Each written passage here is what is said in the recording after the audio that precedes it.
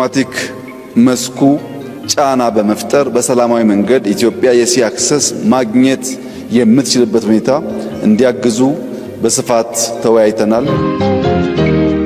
አንከር ሀገር መሆኗንና ሚናዋ መወጣት እንዳለባት የሚያምኑ በመሆናቸው ንግግራችን እጅግ የተዋጣ ነበር። ጃርሱማን ብዮታ ገራገራ ጅዱ ሴኑን ዳገይቲ አዱኛ ኸሰቲ ከን አርገቻ ቱርቴ ብይ ቱርኪ ኢትዮጵያፍ ሚቹ ወጋ ሄዱ ተውቱ ሂማማ kabajamtoota fi daawwattoota lammii miidiyaa hanga dhuma sagantaa keenyatti nufaana turaan afeerraa keenya warri lammii miidiyaadhaaf miseensa hin ta'in subscribe share like godhaa isiniin jenna. Biyyoota baha jiddu galaa keessatti humna gahumsa guddaaf kan fidde Turkiin addunyaan kun akka nagaa argattuuf hojjannaa jechuudhaan waadaa gamtaa biyyoota addunyaa gubbatti jaarsummaadhaan caayaa kaatee akka jirtu ni himama.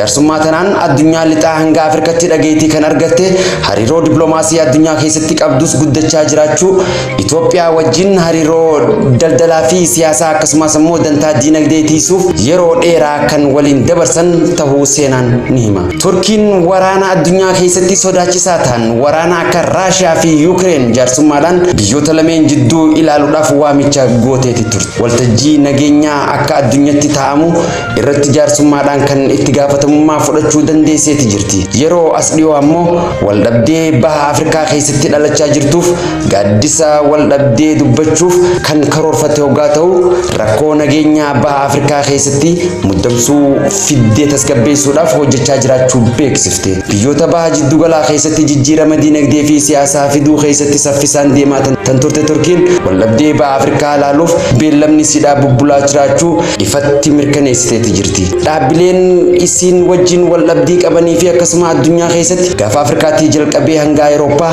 akkasumas baha jiddu galaatii kaasee hanga Afrikaatti waldhabdeeleen isiin gaaddisa dhaabdee jaarsummaadhaan jidduu taa'uudhaaf turte haga ammatti milkiidhaan kan xumurame hin argamne. Akka xiinxaltoonni siyaasaa gaafa Afrikaa himanitti Turkiin dhugumaan nageenya baha Afrikaatiif dhimmamteeti moo dantaa isii tiksuudhaaf nageenya waaraa fiduudhaaf sochii irra jirtiin gaafii isaaniitu turte. Turkiin Soomaaliyaa wajjin daldala qabaachuudhaan cinatti buufata galaanaa Soomaaliyaa wajjin qabaachuun ni beekama. Turkiin hulaa galaanaa isiidhaa Afrikaa bahaatti ittiin seentu duyda Soomaaliyaa irra tahuun isiitii fi galii al-ergii keessaa fi baha Afrikaa kan isiin ittiin qunnamtu kan gama Soomaaliyaatiin jiru tahuun ifatti ture. Baha Afrikaa irraa kan qabdu hireen guddaan waan ta'eef tasgabbiin gaafa Afrikaatiin dhufu dhiibbaa daldalaa Turkii irra fiddu waan maluuf yaanni juus ni jira. Kanaan dura gaafii dantaa biyyoolessa Itoophiyaa kan ta'e waa'ee hulaa galaana Hindii gaafa Soomaaliyaan abadan jechuudhaan dura dhaabbattu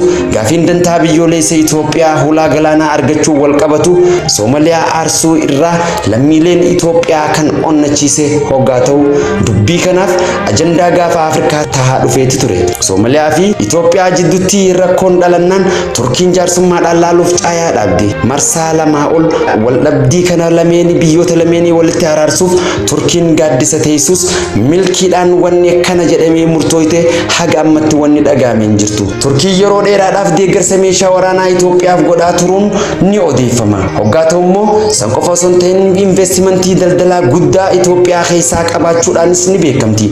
Haa ta'u malee ammatti Turkiin Itoophiyaa caalaa dantaan Soomaaliyaa wajjin qabdus dhimma hulaa galaanaa Hindii kan Itoophiyaan gaafate murtii malee caayaan san goolabamuun shakkii xiinxaltootaati. Waa'ee jaarsummaa Turkii kan Itoophiyaa fi Soomaaliyaa jidduu ilaalchisee qondaaltonni Itoophiyaa wanti dubbatame hin turre.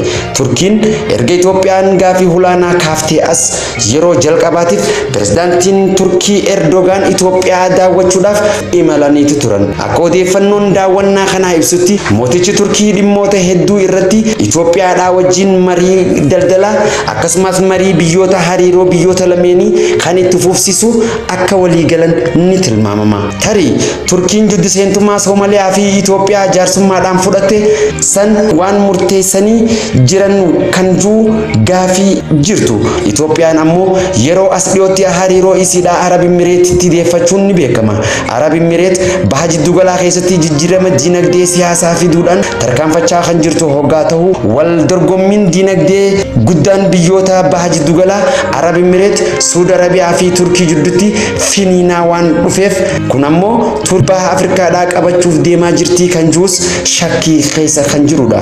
Yeroo Itoophiyaan dantaa biyyoolessaa isiidhaa keessattuu dantaa dhimma hulaa galaana diimaadhaa fi galaana Hindii kaastee jirtu kanatti Turkiin dhimma hulaa galaana Itoophiyaa yoo murteessite dantaa daldalaa gaafa Afrikaa keessatti qabdu tursiifachuu ni dandeessi. Haa ta'uti malee Soomaaliyaa wajjin hariiroon jiru gufachuu mala. Kanaafuu ammoo Turkiin dantaa Itoophiyaan gaafa Afrikaa keessaa qabdu rincicuu malti.